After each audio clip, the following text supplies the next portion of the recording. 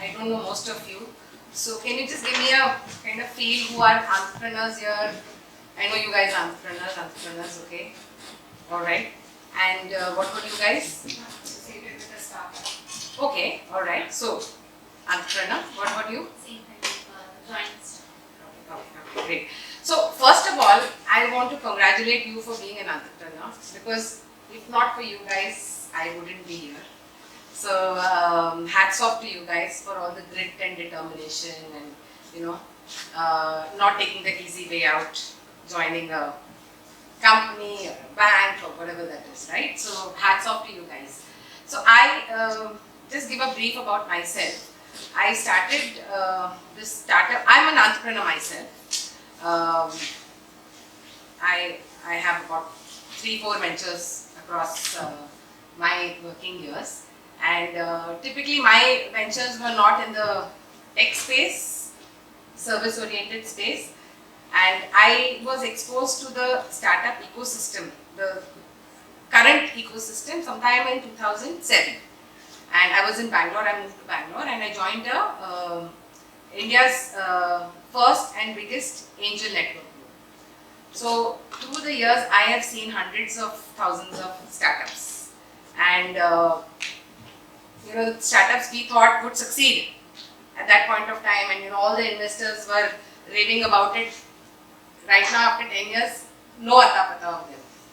So it is a jungle out there. It is a jungle out there, and it's survival of the fittest. And what is fittest? There are a lot of criteria to the fittest, and it keeps changing with the evolution of time. But I must say that the kind of startups we see now are much more evolved thanks to Pitchtune and things like that. Much more evolved startups, so it makes the investor's job also a lot easier. So what we saw in 2008, totally raw startups. I would cry. I used to get some 300, 400 pitches a month, and I had to go through all of them. And most of them were me too. No differentiator, no innovation. They didn't even understand cash flows and things like that. So at those times, when we saw a very exciting startup with an IP and say robotics in name and all that, we would get very excited. Investors would get very excited. So I'll tell you a story about that. This was a B2B startup in the robotics space. This is sometime in 2008, and we were very excited because robotics, and these people were from Singapore, and they had IP for about 2-3 products, and great team, faculty, this, that, faculty from a college was university as a team member. We were very, very excited, and in our network, we would have a bidding system. So the moment we put the thing on the, in the group, people would bid, and this particular startup got, subscribed to in actually 1 hour. 1 hour, they said, yeah, me. Very, very happy, okay? And the startup was actually in producing IPs in robotics space, IP generator. They were very good. So 1 year down the line, 2 years down the line, they did not look at application of the IP. The money has to come in, right? The money has to come in. They did not look at application. After 3 years, they got 1 customer. Great, good customer, okay? And they were running out of cash. And in the meantime, because they thought that they were robotics, this, that, a lot of spending also happened. So you didn't take care of the your cash this side. And this one client, which they got after a long time, after a couple of months, they backed out. So basically, they had a lot of IPs, and they didn't have a client, and there was no application. So the money ran out, and I mean, entrepreneurs always feel like they are not at fault, but we as investors, we did try to, get a second bridge round, this round, but there were no takers. And by then, 4 years down the line, technology changes. So there was much more advancement in robotics and all. many companies doing much better things. So, basically, for startups to fail, most important thing what we have seen is money running out. Money running out could be for various reasons. So this is one of the reasons. Another startup which we as investors. One moment. See, please understand that it's intentionally not telling the name another startup in the robotic space. It's all on record, so they don't want to name them. So please don't ask again for the name of the venture or anything because it's deliberately written. Right? I just want to put it on record. So perhaps that's how it's going to be. Whoever is talking about it, if it is comfortable, you're welcome to share the name. Otherwise, it's going to be like this. So get the story part. It's not important which company. It doesn't matter. Sorry, please. Yeah. So second company, again second story which I'm saying is again money running out. But here for a different reason. We got very excited with the investment and this was in a consumer space, but the story was very good. Entrepreneur had done a lot of work and lot of great determination. He was not a typical techie. He was a real hands-on,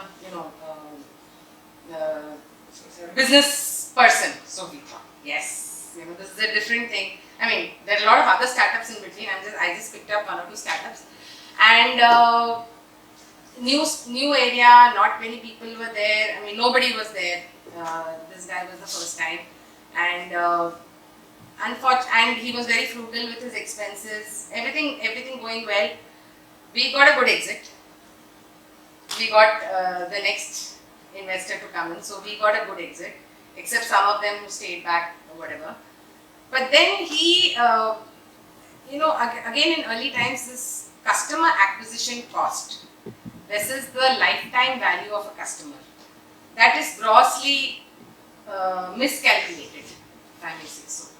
And if your customer acquisition cost is greater than the lifetime value of the customer, you will never break even. Okay? And in today's time, I mean, there is no end to spending for acquiring the customer. So, and there is a limit to how much the investor will wait, the next round of investor, how much they will wait. So in this case, after 5 years, 6 years, there was nothing in sight in the near future, where we saw that the customer acquisition cost is going to come down. It was an increasing space, and there was no unit economics making sense. So the entrepreneur himself said, I think, let us call it, let me come back in a new avatar. So that was one of the things. The last one, again, some of the startups, they are so involved in building their business that they do not take care of the statutory compliances. And these can come back to you in a very big way, negative way. And unfortunately, the startup was sued by an MSME vendor for not paying their obligation, and they had to, it was very bad publicity and things like that, and the startup had to shut down. So, but basically it all comes down to cash, because why didn't he pay? No cash. Or not managing it well. Basically everything is coming down to cash. So I would suggest that any startup should have at least 6 months of runway. 6 to, I would say 12 months of runway, and they are always in a fundraising mode. So you should have one of the founders constantly, raising funds. The effort of raising funds. You can't say that, oh, now I've got the funds and now I have an 18-month runway, because that 18 months will just run, basically. So these are my stories. Thank you very much. And questions we will have later on after. Thank you. Yeah.